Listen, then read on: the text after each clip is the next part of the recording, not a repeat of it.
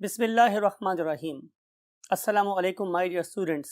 हम स्टार्ट करने वाले हैं चैप्टर नंबर 16 का लेक्चर नंबर 2।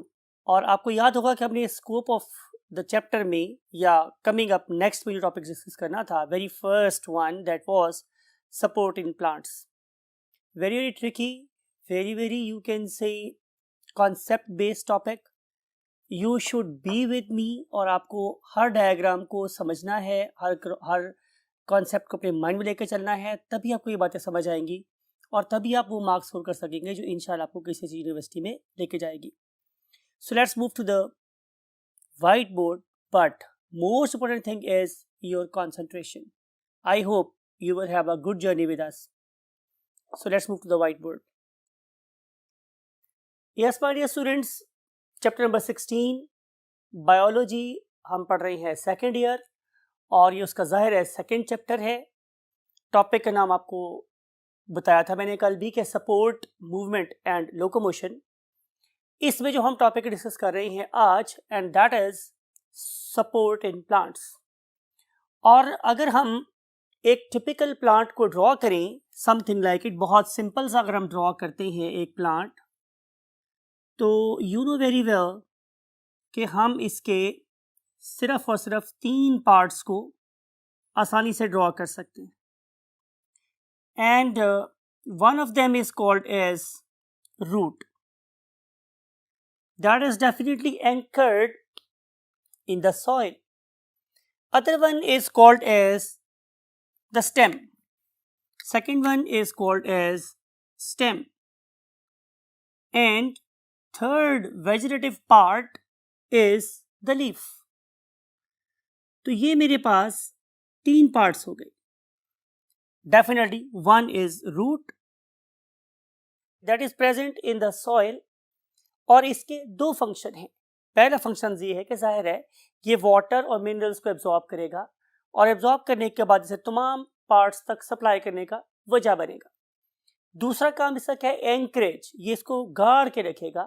और अगर देखें तो इसका एक और बड़ा यूनिक काम भी है, वो ये कि इस पर्टिकुलर स्टेम के ऊपर लीव्स अरेंज हैं, those are capable of gathering the sunlight और मेक फूड फॉर इट।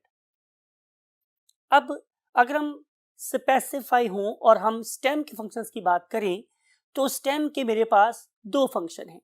पहला फंक्शन ये है कि जाहिर है ये रूट और लीव्स के दरमियान में कनेक्शन का काम कर रहा है कि हर वो चीज जो रूट ने एब्जॉर्ब की है, it will be supplied to the leaves. Definitely it is nothing other than water and minerals. Plus इसका मैंने अभी बोला दूसरा फंक्शन मेरे स्टेम का ये है कि it is basically gaining an erect posture, और उस इरेक्ट पोस्चर में जो सबसे इंपॉर्टेंट फैक्टर है वो क्या है कि इसने लीव्स को अपने पर अरेंज करवाना है, और ये लीव्स डेफिनेटली क्या कर सकते हैं? मैक्सिमम लाइट गैदर कर सकते हैं। थर्ड पार्ट जाहिर है मेरे पास लीफ है।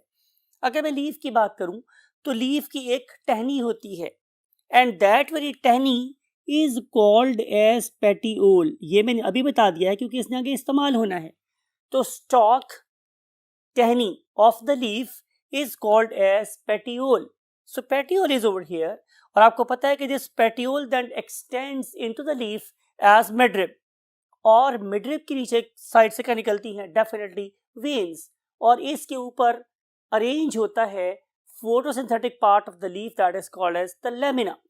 तो ये वो सब चीजें जो आपको पता होनी चाहिए, राइट। आइए हम देखते हैं कि इन जो पार्ट डिस्कस किए हैं उनके हमारे पास क्या क्या फंक्शंस थे। तो पहला पार्ट मेरे पास क्या था students? Roots, other one was stem, and last one was leaves, और लीफ सिंपली, राइट। और उसमें जो हमारा खास तौर पे स्टेम है उसके मेरे पास क्या क्या फंक्शन है। तो पहला फंक्शन ये है कि provide a site for the attachment of leaves, इसके ऊपर वो जगह है जिस पे लीव्स अपने आप को अटैच कर सकते हैं। And number 2, it provides a force to have an erect posture, और इस इरेक्ट पोस्चर की वजह से ही it can work against the gravity. फिर हम चाहते हैं कि हम देखें कि प्लांट में क्या क्या हो सकती हैं, डिफरेंट टाइप की सपोर्ट हो सकती है। फॉर एग्जाम्पल, अगर मेरे पास एक छोटा सा एम्ब्रियोनिक प्लांट है तो उसके अंदर सपोर्ट के लिए मेरे पास सपोर्टिंग टिश्यू प्रेजेंट नहीं होता। फॉर एग्जाम्पल, उसमें कोलेनकाइमा सेल्स नहीं है और स्क्लेरेनकाइमा सेल नहीं है, तो फिर उसके अंदर एक ही किस्म की सपोर्ट आती है, and that very support is called as physiological support. Whenever I use a term physiological, इसका मतलब है कि plant has to perform some function, you know physiology, study of the normal function is called as physiology. तो plants कुछ functions perform करेंगे, जब तक वो फंक्शन परफॉर्म होते रहेंगे प्लांट इरेक्ट पोस्चर में प्रेजेंट होगा, और जो ही वो वाला फंक्शन खत्म हो जाएगा या इम्पेयर होगा तो plant will undergo the process of wilting और it will just fell down. And other one is called as mechanical support. और जब हम बात करेंगे मैकेनिकल सपोर्ट की, तो इससे मुराद मेरे पास ये है कि अब यहाँ पे कोई सेल आ गया है, कोई ऐसा टिश्यू आ गया है that can act like the bars, steel bars of the reinforced concrete. तो वहाँ पे जो सरिया काम कर रहा है हमारे लेंटर में सपोर्ट देने के लिए, कुछ ऐसा काम यहाँ पे हमारे पौधों में ये टिश्यूज दे रहे हैं कि जिसकी वजह से उस पर्टिकुलर स्टेम में सख्ती रहती है, और उस पर्टिकुलर सख्ती को यूज करता है plant to face the winds. उसकी वजह से प्लांट हिलता जुलता जरूर है मगर गिर नहीं जाता। तो जो प्लांट गिर जाते हैं इसका मतलब ये है कि उनकी internal strength was lesser than the wind velocity. जाहिर है बहुत दफा विंड कम होती है, बहुत वक्त नहीं गिरते, कुछ गिर जाते हैं। इसका मतलब है कि उनकी अपनी मैकेनिकल फोर्स विंड की वेलोसिटी से कम थी। लेकिन जिन ट्रीज के अंदर मैकेनिकल फोर्स ज्यादा होती है, डेफिनेटली वो वाले प्लांट्स ज्यादा देर तक सरवाइव करते हैं किसको, बहुत हाई विंड वेलोसिटी एयर्स को, राइट। अब हम चलते हैं टिश्यूज को। हम देखेंगे कि किसी पर्टिकुलर प्लांट में कौन कौन से टिश्यूज हो सकते हैं कि जो प्लांट को स्ट्रेंथ प्रोवाइड कर रहे हैं। तो उसमें सबसे पहला टिश्यू होता है that is called as parenchyma tissue. Parenchyma और पैरेन्कीमा टिश्यू। अब आप लोगों ने क्या करना है माय डियर स्टूडेंट्स, आप लोगों ने देखना है इस स्लाइड को, इस डायग्राम को। इस सबको नजर आ रहा है कि यहाँ जो हमने सेल्स ड्रॉ किए हुए हैं they are basically parenchyma cells. और अगर आप पैरेन्काइमा सेल्स को देखेंगे तो आपको नजर आएगा कि इनकी सेकेंडरी सेल वॉल नहीं है, इनकी सिर्फ प्राइमरी सेल वॉल है, और इसके अंदर लिविंग सेल वाले सारे फीचर प्रेजेंट हैं। For example, you can find a large central vacuole, can you notice. फिर आप देखेंगे कि इसके अंदर एक न्यूक्लियस प्रेजेंट है और उसके साइडों पे एक लिविंग बड़ा हेल्दी किस्म का ज्यादा वॉल्यूम वाला साइटोप्लाज्म भी प्रेजेंट है।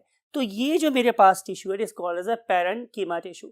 अब पैरेन्कीमा टिश्यूज जो होते हैं ये कैसे काम करते हैं, इसको डेफिनेटली हम लोग डिटेल से स्टडी करेंगे। फिर हम चलते हैं दूसरी किस्म के टिश्यूज के पास, and that is called as collenchyma tissues. That is called as the collenchyma tissues. अब अगर आप इस पर्टिकुलर स्लाइड को देखें, इस पर्टिकुलर टिश्यू को देखें, तो इसमें नजर आने वाले सेल्स आप लोगों को अभी भी लिविंग नजर आ रहे हैं। हाउ यू कैन से कि वो लिविंग है, उसके पास हमें नजर आ रहा है कि एक लिविंग वैक्यूल अभी भी प्रेजेंट है, ऑल्दो इसकी cell wall as compare to parenchyma tissue ज्यादा थिक है, लेकिन स्टिल चूंकि यहाँ पे जो थिकनिंग है वो साइडों पर है, एंगल्स के ऊपर है, स्टिल आपको वो जगह मिल सकती हैं जहां से हम न्यूट्रिएंट्स और वाटर को इन एंड आउट मूव करवा सकते हैं। अगर आप इस पर्टिकुलर स्टेम को, ये स्टेम है और आप इसको कट कर रहे हैं, ऐसे सेक्शन बना रहे हैं आप लोग, हमारे पास एक डिवाइस दी थी मैंने आपको होती है, उसका नाम होता है माइक्रोटोम।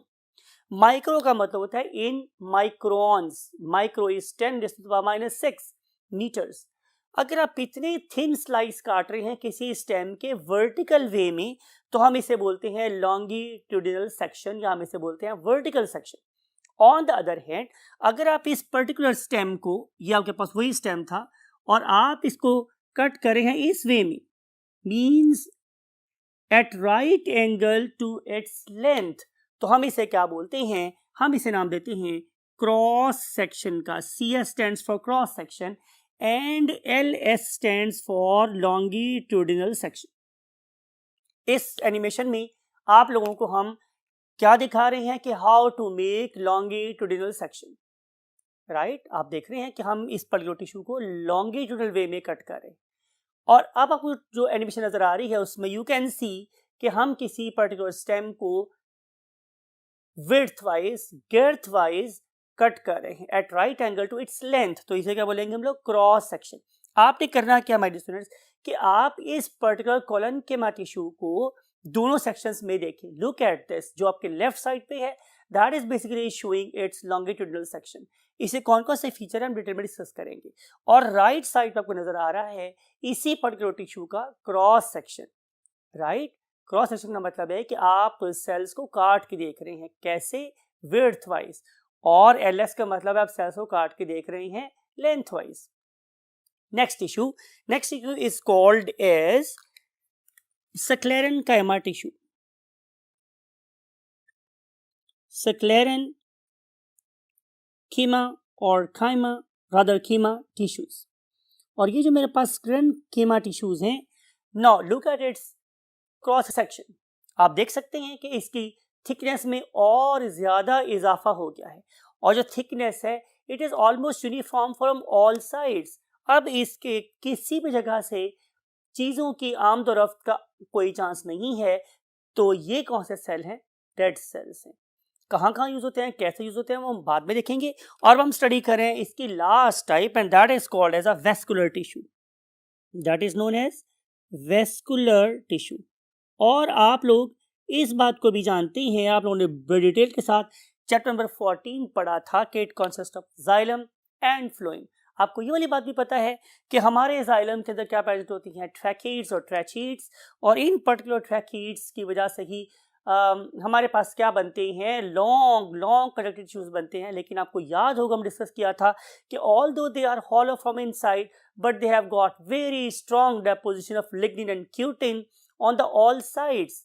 प्लस आपने ये वाली बात याद रखनी है कि जो वेस्कुलर टिश्यू है it is arranged in a specific way, whether it is a root or it is a stem or a petiole or a midrib। यानी कि अगर आप लोग इस डायग्राम को देखें तो इसमें आप लोगों को वेस्कुलर बंडल अरेंज नजर आते हैं, किसमें, क्रॉस सेक्शन ऑफ रूट में। Now look at this very image. इस इमेज को देखें तो आप लोगों को यहाँ पे वेस्कुलर बंडल्स की एक स्पेसिफिक अरेंजमेंट नजर आती है in the what, cross section of the stem. तो आपने देखा है, आपने गौर करना है कि जैसे हम एक बहुत बड़ा पिलर बनाना चाहें तो उस पर्टिकुलर पिलर में हम लोगों को एक नेटवर्क बनाना पड़ता है, किसका, सरियों का, ठीक है। उस पर्टिकुलर पिलर की वजह से, उस पर्टिकुलर रिंग की वजह से जब हम इसके ऊपर रीइंफोर्स करते हैं किसको, कंक्रीट को, तो उसकी स्ट्रेंथ में मल्टीफोल्ड इजाफा हो जाता है। तो same is the case here कि इस पर्टिकुलर वास्कुलर टिश्यू की arrangement in the stem and root and in the petiole and midrib also playing a very very significant role in providing support and strength to the plant tissues। अब हम चलते हैं इन particular tissues की detail से study करेंगे, anatomy को, histology को, इनके फंक्शंस को, इनकी वर्किंग को। But for this purpose we have to go to the next part of the board. Look at this my dear students, हमने हेडिंग लगाया है आप लोगों के पास, parenchyma physiology. You know what is physiology. Physiology means normal function. और इसके लिए अगेन आप लोग बहुत पढ़े लिखे बच्चे, हमने चैप्टर नंबर 14 आप पढ़ के आए हैं, पार्ट 1 में आपने बहुत अच्छे मार्क्स भी स्कोर किए हैं। तो आपको ये सारी बात पता है कि there is a process that is linked with a very very specific structure of the parenchyma cells. पहली बात लास्ट बोर्ड में डिस्कस किया था कि parenchyma cells are living cells. they have got very thin elastic and plastic walls, right?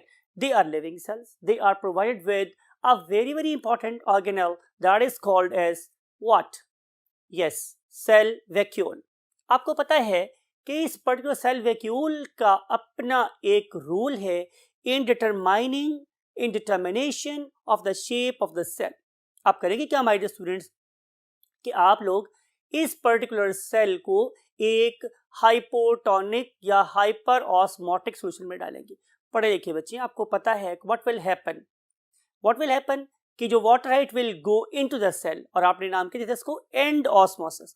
तो आप देख रहे हैं कि जब जब एंड ऑस्मोसिस हो रही है तो एक प्रेशर बिल्डअप हो रहा है इनसाइड द सेल। वो प्रेशर किस पे डेवलप हो रहा है? Definitely on the cytoplasm. और जब साइटोप्लाज्म अपनी normal physiological concentration of water को गेन कर लेता है तो फिर water begin to join what the vacuole, और एक प्रेशर जो इनसाइड लग रहा है, फ्रॉम द इनसाइड लग रहा है towards the outside, that is called the turgor pressure, right. अगर हम इसको डायग्राम बना के समझे तो ये भी कोई मुश्किल सी बात नहीं, हमने यूं डिस्कस किया था कि ये मेरे पास एक प्लांट का सेल है, ये वाला, राइट, और इसके अंदर ये एक प्रेजेंट है क्या? वैक्यूल, और मैंने इसको प्लेस कर दिया है एक ऐसे सॉल्यूशन में दैट इज हाइपोटोनिक। इसका मतलब इसमें सॉल्यूट कम है, right, it is hyper osmotic, इसका मतलब इसमें पानी ज्यादा है। तो क्या होगा स्टूडेंट्स कि जब पानी ज्यादा है तो वाटर विल गो इन, ये इसके अंदर जाएगा, और उसके रिजल्ट में इंटरनल हाइड्रोस्टैटिक प्रेशर बढ़ेगा। वो किस तरफ लगेगा? वो बाहर की तरफ लगेगा, और वो वाला प्रेशर जो वाटर बाहर की तरफ लगा रहा है that is called turgor pressure, right. अब आपने बात याद रखनी है कि फॉर एग्जांपल आप लोगों ने इस पर्टिकुलर प्लांट सेल को प्लेस कर दिया है किस में? आपने प्लेस कर दिया है इन अ हाइपरटोनिक सॉल्यूशन और हाइपोऑस्मोटिक सॉल्यूशन। तो उसके रिजल्ट में क्या होगा? उसके रिजल्ट में अब यहाँ पे वाटर की कॉन्सेंट्रेशन कम है और यहाँ पे वाटर की कॉन्सेंट्रेशन ज्यादा है। इमेजिन कि एक लिविंग सेल है and now it is trying to maintain its internal conditions nearly constant. तो वो काम कैसे कर सकता है? आपको याद है कि अल्लाह रब्बुल इज्जत ने इस पर्टिकुलर प्लांट सेल को दे रखा है एक अदद वैक्यूल, और इस वैक्यूल की खास मेम्ब्रेन है। यार एक्सेलेंट, आपने बिल्कुल ठीक बोला बेटा कि इस पर्टिकुलर मेम्ब्रेन का नाम होता है टोनोप्लास्ट। क्या नाम होता है इसका? टोनोप्लास्ट। इस टोनोप्लास्ट पे क्या प्रेजेंट है? बहुत सारे solute pumps. Whenever use the term solute, इसका मतलब है हम किसी ऐसी चीज की बात करेंगे जिसकी कॉन्सेंट्रेशन डेफिनेटली वाटर से कम है। It may be the potassium, it may be magnesium, it may be calcium, it may be sodium, blah blah blah. इस पर्टिकुलर टोनोप्लास्ट पे जो प्रेजेंट, क्या प्रेजेंट है my dear students? Solute pumps. They have the ability to work against the gravity under the influence of ATP. तो ये जो pump यहाँ पे अटैच है, ये वाले पंप, ये वाले पंप, ये वाले pump, they are basically trying to fetch what? Ions against concentration gradient. तो जब ions against concentration gradient से move करेंगे तो time will come when internal conditions of the vacuole become hypertonic. एक वक्त ऐसा आएगा my dear students कि जब ये वाले पंप सोडियम की मिकदार को, पोटासियम की मिकदार को, कैल्शियम की मिकदार को इस पर्टिकुलर वैक्यूल के अंदर बढ़ा देंगे तो कंडीशन यहाँ पे कैसे हो जाएंगी? हाइपोटोनिक, हाइपरटोनिक और हाइपोऑस्मोटिक। अब जो कॉन्सेंट्रेशन है पानी की वो अंदर हो गई कम और बाहर हो गई ज्यादा, तो अब water will begin to move in. अब वाटर किधर आना शुरू हो जाएगा? जब वाटर किधर आएगा तो डेफिनेटली ये वाला सेल पानी की कॉन्सेंट्रेशन बाहर कम होने के बावजूद भी इरेक्ट रहेगा, फूला रहेगा, राइट। इस पर्टिकुलर फिनोमेना को जिसमें वाटर की वजह से ये स्टेम खड़ा रहता है that is none other than a kind of hydrostatic skeleton. क्योंकि अगर पानी है तो ये वाला सेल कैसा रहेगा? फूला हुआ रहेगा। लेकिन जब इसमें से पानी निकल जाएगा, ये कब होगा? जब आपने अपने घर में एक पौधा लगाया हुआ है लेकिन आप उस पर जुल्म क्या कर रहे हैं कि आप उसको पानी दे ही नहीं रहे, एक दिन दो दिन, तो ये बेचारा plant that is basically a small organism, that is basically herbaceous plant, now it will undergo the deficiency of water. तो जब पानी मिलेगा ही नहीं बाहर से तो सॉल्यूट पोटेंशियल ज्यादा होने के बावजूद पानी अंदर दाखिल नहीं होगा, तो ये वाला plant it will show the sign of wilting. तो ये विल्टिंग का साइन शो करेगा, और विल्टिंग के साइन शो होने के बाद अगर आपने इसे पानी दे दिया तो it will regain it's correct posture, तो ये दोबारा से ठीक हो जाएगा। लेकिन अगर आपने इसे पानी ना दिया तो फिर आप लोग इस पौधे की लाइफ जान ले लेंगे। रिमेंबर, ये प्लांट्स भी लिविंग एंटिटीज हैं, इनकी जिंदगियां आपके हाथों में होती। तो पौधे लगाना ये इम्पोर्टेंट तो है, लेकिन उससे इम्पोर्टेंट बात ये है कि आप इन पौधों की जिंदगियां कैसे बचा सकते हैं। तो अगर आपने एक पौधा लगाया है तो आप उसकी ज़िंदगी की कदर करें, आप उसे पानी भी दें।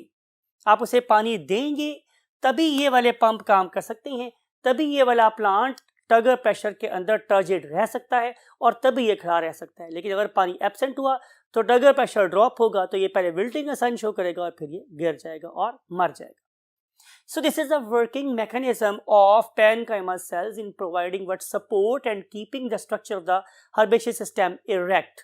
So please water your small plants. अब हम चलते हैं अगले टिश्यू की तरफ, and that is called as what? Collenchyma cells and sclerenchyma cells. हमने बेसिकली स्टडी करनी है इसकी एनाटमी, इसकी फिजियोलॉजी, इसकी हिस्टोलॉजी, बिकॉज कि ये प्लांट को फिजियोलॉजिकल सपोर्ट नहीं दे रहे हैं, बल्कि ये प्लांट को मैकेनिकल सपोर्ट दे रहे हैं। अगर ये प्लांट को मैकेनिकल सपोर्ट दे रहे हैं तो फिर हमें उन बेसिस को अंडरस्टैंड करना है कि जिसकी वजह से ये हार्ड हैं। तो there are two types of hard tissues in the plant. Number one is called as collenchyma tissues, other one are called as sclerenchyma tissues.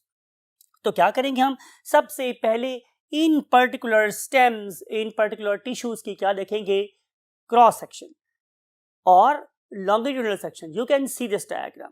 आप लोग इस पर्टिकुलर डायग्राम को एक ड्यूरेशन के थोड़े से टाइम के लिए गौर से देखें, आंखें खोल के देखें कि और कोशिश करें कि आप उन फीचर्स को एनालाइज कर सकें जो इस डायग्राम में आपको नजर आ रहे हैं। आपके लेफ्ट पे नजर आ रहा है कोलेनकेमा टिश्यू का लॉन्गिट्यूडिनल सेक्शन लेंथ वाइज काटा हुआ, और राइट पे नजर आ रहा है cross section. I am going to have a silence for few seconds and try to note the what features.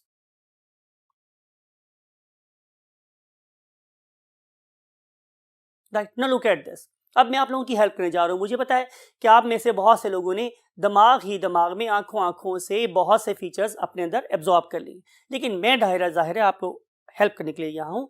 तो पहला फीचर मुझे क्या नज़र आ रहा है माय डियर स्टूडेंट्स, कि जो मेरे कोलेनकेमा सेल्स हैं वो लिविंग हैं। वो कैसे हैं स्टूडेंट्स, मेरे पास living.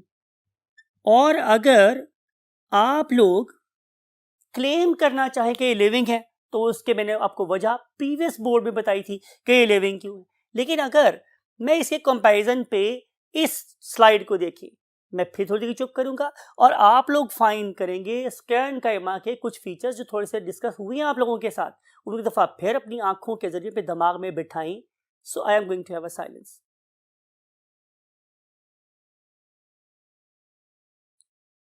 Right my dear students, तो अगेन इस डायग्राम में भी आपको नजर आ रहा है कि आपके लेफ्ट साइड पे स्क्लेरेनकेमा का लॉन्गिट्यूडनल सेक्शन है और राइट साइड पे स्क्लेरेनकेमा का क्रॉस सेक्शन। तो आप क्लेम कर सकते हैं कि जो स्क्लेरेनकेमा के सेल्स हैं दे आर डेड और they are non living. Sclerenchyma tissues are basically non living tissues. मेरा ख्याल है कि आपको प्रीवियस बोर्ड की बात याद होगी कि ये वाले सेल्स को अगर आप देखें तो इनके तमाम अतराफ में जो सेल वॉल है ये बिल्कुल यूनिफॉर्मली थिक हो गई है। इसके अंदर हमें प्रोटोप्लास्ट ऑलमोस्ट ना होने के बराबर नजर आ रहा है। लूमन इनके बहुत नैरो हो गए हुए हैं और इसमें जो हमें सेल वॉल नजर आ रही है that is none other than only secondary cell wall. तो यहाँ पे आप लोगों को सिर्फ और सिर्फ सेकेंडरी सेल वॉल नजर आती है, सेकेंडरी सेल वॉल। लेकिन जो सेकेंडरी सेल वॉल है it is all together absent in collenchyma cells. तो यहाँ पे आप लोगों को सिर्फ और सिर्फ PCW प्राइमरी सेल वॉल नजर आती है, प्राइमरी सेल वॉल। राइट, इस वाले केस में there is no secondary cell wall. ठीक है, सेकेंडरी सेल वॉल कहाँ है, स्क्लेरेनकेमा में। स्क्लेरन और सेकेंडरी ये आपने याद रखना है। ये क्या सेल है, लिविंग, और ये क्या सेल है मेरे पास, नॉन लिविंग और डेड।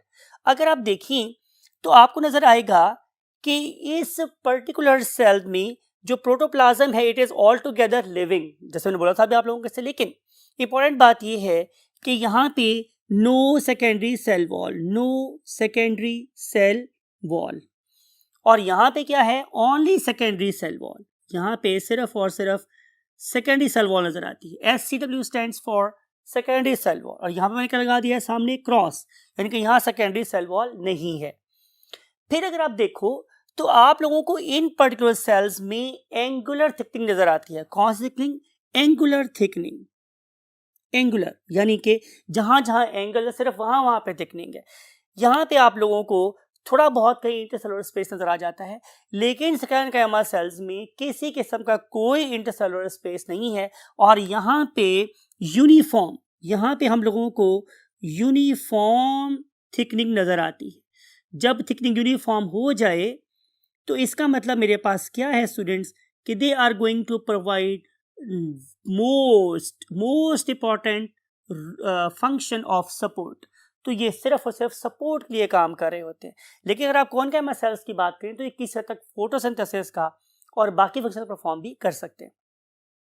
अब अगली बात है, that is very very important, और वो क्या है हमारे डियर स्टूडेंट्स, कि अगर आप लोगों ने इन सेल्स को फाइंड करना हो, लोकेशन फाइंड करनी हो, तो आपको कहाँ कहाँ नजर आएगी। तो पहली बात मेरे पास ये है कि ये बीन्स कोलेनकाइमा सेल्स, ये हम लोगों को यंग हर्बेशियस प्लांट्स में नजर आते हैं, यंग हर्बेशियस प्लांट में नजर आते हैं। लेकिन जहां तक बात है सेकेंडरी सेल्स की, तो ये तो आप लोगों को नजर आते हैं in trees, in shrubs and in vines. Vines हम बोलते हैं बेलों को, श्रब्स हम बोलते हैं झाड़ियों को, और ट्रीज किन्हें बोलते हैं, दरख्तों को। तो जहां जहां भी आप लोगों को वुड नजर आती है, हार्ड वुड नजर आती है, यानी कि अगर आप इन ऑर्गेनिजम्स को देखेंगे तो इन ऑर्गेनिज्म में जो विल्टिंग के साइन है वो अपीयर होते हैं एटलीस्ट इन द लीव्स, लेकिन यहाँ पे हम लोगों को विल्टिंग के साइन को अभी अपीयर होते ही नहीं। प्लांट खड़ा खड़ा मर जाएगा, लेकिन आपको पता नहीं चलेगा एक्सेप्ट इस बात के कि इनके लीव्स अब येलोइंग स्टार्ट हो गई है इनकी। अगर हम बात करेंगे इनकी टाइप्स की, तो कोलेनकाइमा सेल्स की मेरे पास कोई फर्दर टाइप अवेलेबल नहीं है, राइट। अगर आप दिखना चाहें तो आप लोगों को ये सिर्फ और सिर्फ सिलेंड्रिकल नजर आएंगे, सिलेंड्रिकल नजर आएंगे स्टूडेंट्स, ठीक है। और they are present in the form of bundles, ये बंडल्स की फॉर्म में नजर आएंगे।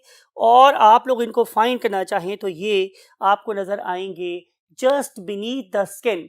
वो जो जस्ट बीनीथ द स्किन है वो स्टेम की भी हो सकती है, और वो आप लोगों को, आप इस सेलरी प्लांट को देखें तो आप लोगों को इस सेलरी प्लांट के लीव्स के नीचे बहुत से ये ब्लैक ब्लॉक से डॉट्स देखे नजर आ रहे हैं। इन पर्टिकुलर डॉट्स के अंदर बंडल्स हैं, बंडल्स हैं, मींस ग्रुप ऑफ सेल्स हैं, किसके? कोलेनकाइमा सेल्स के, जो इस पर्टिकुलर सेलरी को क्रंची और हार्ड बना रहे। जो क्रंची फील आपको आती है इस सेलरी प्लांट के अंदर, it is just due to presence of these particular tissues called as collenchyma tissues. अब आप क्या करेंगे स्टूडेंट्स, क्योंकि यहाँ पे जगह कम है तो हम सेकेंडरी सेल की जो फर्दर टाइप्स हैं उसके लिए मूव करेंगे into the last column of the board. Yes my dear students, हमारे पास सेकेंडरी सेल्स की 3 टाइप्स हैं। हमने बात को जहाँ से छोड़ा था वहीं से दोबारा शुरू कर रहे हैं कि सेकेंडरी सेल्स की मेरे पास 3 टाइप्स हैं। ये मैं फॉलो कर रहा हूँ आप लोगों की बुक को। तो one of them is called as fibres, उन्हें हम लोग ट्रैकीड्स और ट्रैचीड्स का नाम भी देते हैं। Other one is called as sclereids, and last one is called as vessels. आपने पढ़ा हुआ है कि vessels they are part of course xylem, और हम लोग उन्हें ट्रैकी भी बोलते हैं। ये हमने पढ़ा है ऑफ कोर्स चैप्टर नंबर 14 में। आप इस डायग्राम को देखिए, राइट, और आपको नजर ये आ रहा है कि जो फाइबर्स हैं they are very very long and they are arrange in a cylinder, ये सिलेंड्रिकल फॉर्म में अरेंज होते हैं।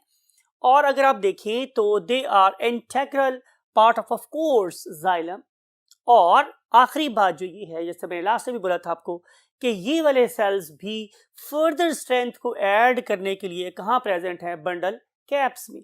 तो ये वो इंपॉर्टेंट बातें हैं जो आपने मस्ट याद रखनी है, इसलिए हम आप लोगों के लिए यहाँ पे लिख भी रहे हैं कि सबसे पहली बात कि they are long and then they are cylindrical, और दूसरी बात आपने इसकी लोकेशन की याद रखनी है कि they are present in xylem, वो जाइलम में प्रेजेंट होते हैं, और they are present in addition in bundle caps. तो ये सारी की सारी बातें मीन्स ये 4 पॉइंट्स हैं कि ये लंबे होते हैं, ये सिलेंड्रिकल होते हैं, ये जाइलम में प्रेजेंट होते हैं। इसके अलावा ये कुछ प्लांट्स के बंडल कैप्स भी प्रेजेंट हो सकते हैं। तो ये चारों के चारों point you should keep in your mind. अब अगर मैं बात करूं स्क्लेराइड्स की, तो जो मेरे पास स्क्लेराइड्स हैं ये शक्ल में या थिकनेस में तो फाइबर जैसे ही होते हैं, लेकिन they are very short in size. ये साइज भी छोटे होते हैं, शॉर्ट। शक्ल, थिकनेस, मोटाई वगैरह फाइबर जैसी ही है, लेकिन कॉम्प्रेस्ड है, छोटे हैं। तो ये फिर कहाँ प्रेजेंट होंगे सर? किसी छोटी जगह पे प्रेजेंट होंगे। वो स्टेम का पार्ट नहीं होंगे, वो लीफ का पार्ट नहीं होंगे, वो रूट का पार्ट नहीं होंगे, बल्कि वो सिर्फ और सिर्फ नजर आते हैं सीड कोट्स में। आपको पता है seed coats, we are talking about the testa किधर प्रेजेंट होते हैं। इसके अलावा जो नट्स हैं, आप बात कर लेते हैं फॉर एग्जांपल अखरोट की। तो जो अखरोट का बाहर बड़ा हार्ड सा शेल है, it is due to presence of what? Sclereids.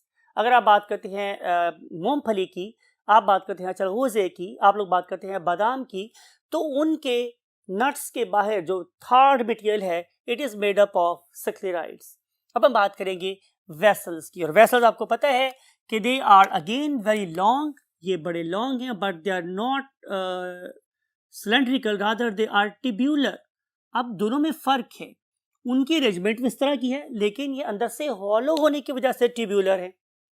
जाहिर है, आपको पता है, आप पढ़े लिखे बच्चे हैं, कि ट्यूब्यूल्स कहाँ प्रेजेंट होंगी? डेफिनेटली जहाँ पर कंडक्टिंग सिस्टम बनाना होगा, तो कंडक्टिंग सिस्टम सिर्फ और सिर्फ कहाँ प्रेजेंट है? Definitely in the xylem vessels. तो इसीलिए हम इन्हें वेसल्स का नाम भी देते हैं।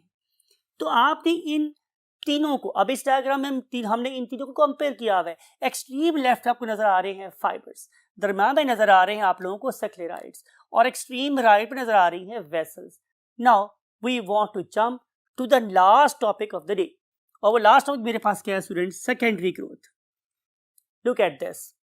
सेकेंडरी ग्रोथ डिस्कस हुआ था कल आप लोगों के साथ कि प्लांट्स दो तरीके से ग्रो कर सकते हैं। एक लेंथ वाइज, अगर एक प्लांट सिर्फ और सिर्फ अपनी लेंथ में इजाफा कर रहा है तो हम इसे क्या बोलेंगे? Primary growth. लेकिन सर्टन प्राइमरी ग्रोथ अटेन करने के बाद अब प्लांट्स वर्टिकल ग्रोथ को रोक देते हैं, and then to provide what? A force that enable them to keep it erect and to face the very high speed wind velocities, ये अपनी थिकनेस में भी इजाफा करना शुरू कर देते हैं। वो जो थिकनेस है डेफिनेटली वो सर्कुलर वे में चारों तरफ हो रही होती है, इसलिए हम उसे क्या बोलते हैं? अ सर्कुलर ग्रोथ, और it is also called as a girth और गर्थ, GIRTH, गर्थ। तो सिग्निफिकेंस मेरे पास ये है कि secondary growth is used to increase girth. ये इसकी सिग्निफिकेंस है। इसी तरह से जो प्लांट का स्टेम है, जो प्लांट की रूट है, ये सारी की सारी क्या हो जाती हैं? थिक हो जाती, राइट? थिक हो जाती हैं। अगर थिक नहीं होगी तो डेफिनेटली प्लांट लंबा और पतला होकर बड़ी आसानी से गिर जाएगा। इसीलिए प्लांट्स स्पेसिफिक हद तक प्राइमरी ग्रोथ करने के बाद उसे रोक देते हैं और फिर सेकेंडरी ग्रोथ को स्टार्ट कर देते हैं। आइए हम अंडरस्टैंड करते हैं कि सेकेंडरी ग्रोथ किस वजह से होती है। तो आंसर ये है कि मेरे पास दो किस्म के टिश्यूज हैं जो सेकेंडरी ग्रोथ करवाते हैं। उनमें से किसी भी टिश्यू को हम बोलते हैं कॉर्क कैम्बियम। इसे हम क्या बोलते हैं students? Cork cambium. And other one is called as vascular cambium. Vascular cambium, right. अब आपने अगली बात क्या माइंड में रखनी है कि what are the components of a vascular cambium. ये पढ़ा है आप लोगों ने, अगेन चैप्टर नंबर 14 में बहुत डिटेल से हमने पढ़ा था कि किसी एक वेस्कुलर बंडल के किस में एंजियोस्पर्म की बात हो रही है। किसी एक वेस्कुलर बंडल के मेरे पास 3 पार्ट थे। Look at this diagram. Outer most is called as phloem, inner most is called as what? xylem, and in between these two xylem there is a tissue that is the most important for this chapter, and that is called as the vascular cambium. तो एक है मेरे पास cork cambium, एक है vascular cambium, ठीक है। तो हम अब डिस्कस करने वाले हैं एज पर स्केड्यूल और the flow of your book. पहले हम डिस्कस करेंगे किसको? वेस्कुलर कैम्बियम को। तो ये वो सेकेंडरी टिश्यू है जो किसी वेस्कुलर बंडल के अंदर एम्बेडेड होता है। अभी डिस्कस किया मैंने, बाहर फ्लोएम, अंदर जाइलम, दरमियान में कैम्बियम। ये बाहर की तरफ भी डिवाइड कर रहा है और अंदर की तरफ भी डिवाइड कर रहा है, राइट। अगर ये बाहर की तरफ डिवाइड करेगा तो ये बनाएगा क्या? Secondary phloem. क्या बनाएगा students? Secondary phloem, secondary phloem. और जब ये अंदर की तरफ डिवाइड करेगा तो it will make secondary xylem, it will make secondary xylem, ठीक है। अब अगर मैं अरेंजमेंट आपको दिखाऊं तो क्या नजर आएगा मुझे?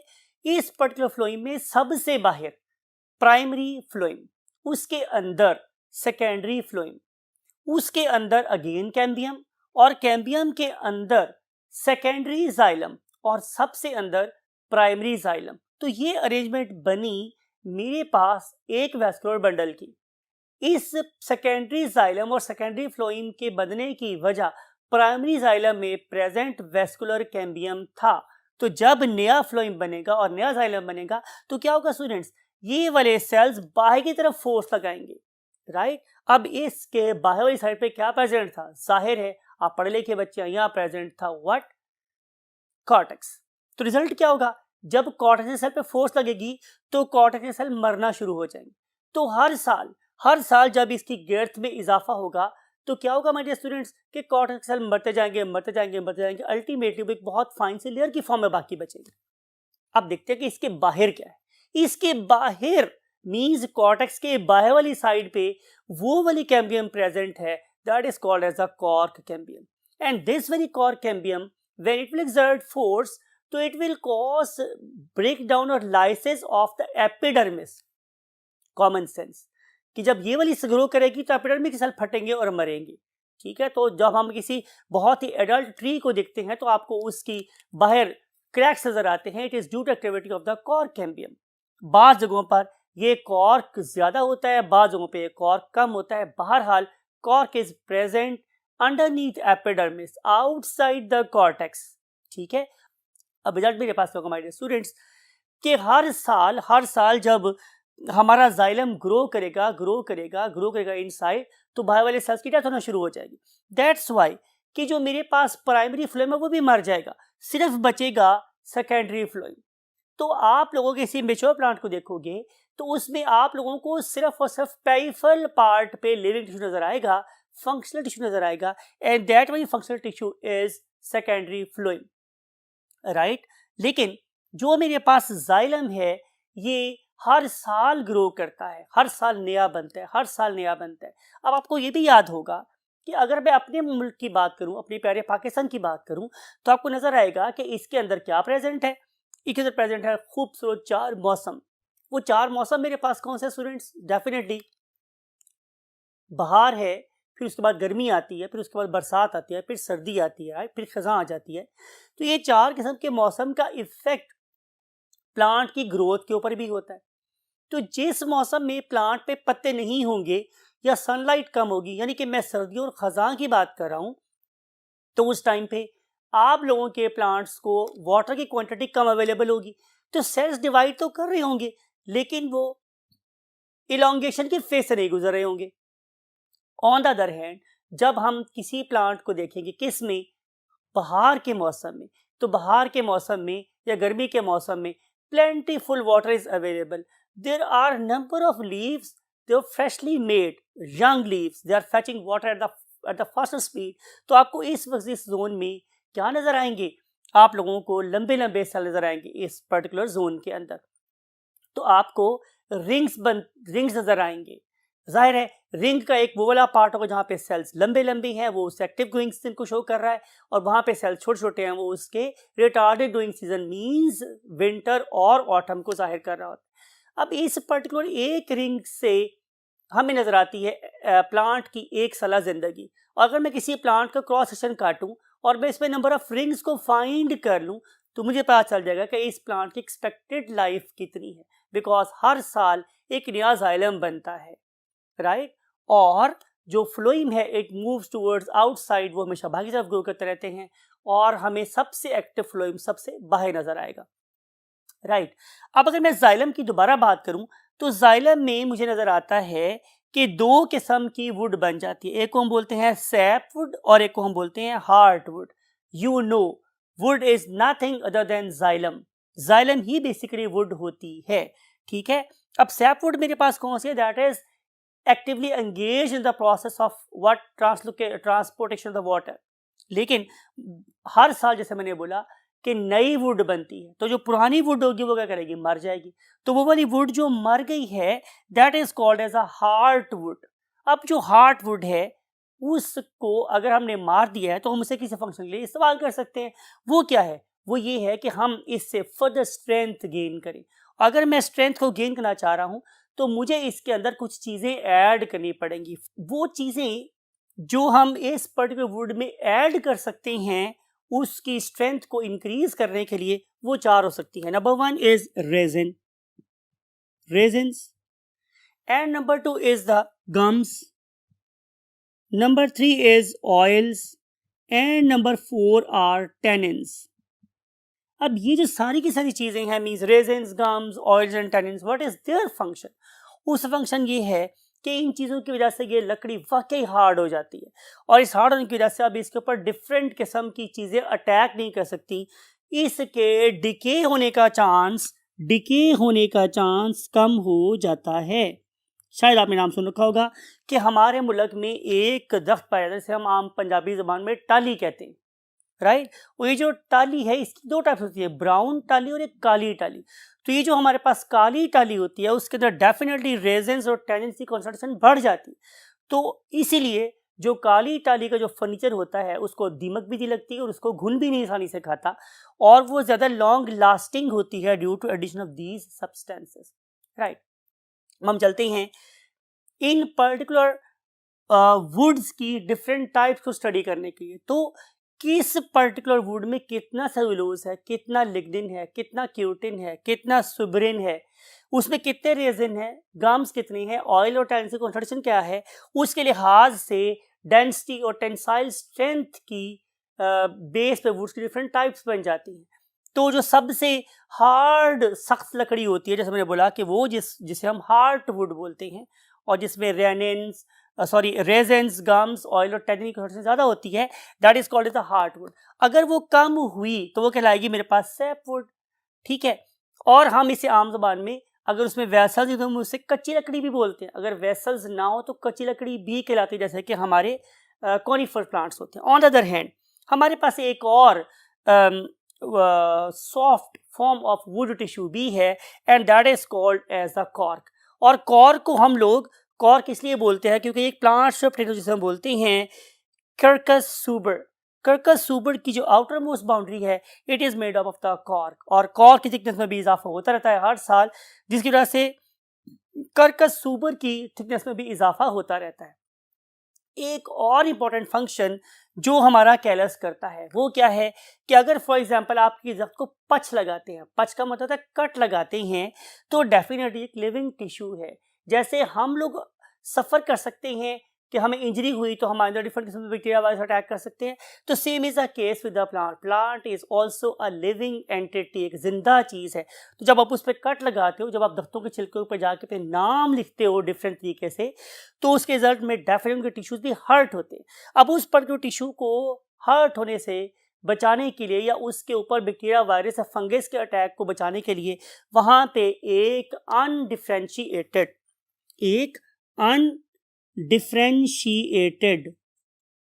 टिश्यू बनता है, and that very undifferentiated tissue is called as callus.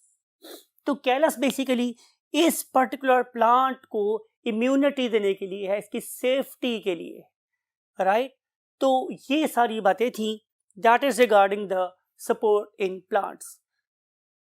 फिर बोल रहा हूँ, अगर आपने ये सारी बातों को गौर से सुना है और जो पिक्चर्स हमने आपको दिखाई हैं, अगर आप वो चीज़ें अपने माइंड में रखेंगे तो आप लोगों को नॉट ओनली इन टिश्यूज़ के बारे में पता चलेगा, बल्कि आपको इन टिश्यूज़ की लोकेशन के बारे में पता चलेगा कि टिश्यूज़ बेसिकली हैं कहाँ, राइट। तो आप इनको अगर देखना चाहें तो यू हैव टू मेक इधर क्रॉस सेक्शंस और you have to make what the longitudinal sections, और उसमें आप लोगों को इनके तमाम फीचर नज़र आते हैं जो हमने आप लोगों से डिस्कस किए हैं।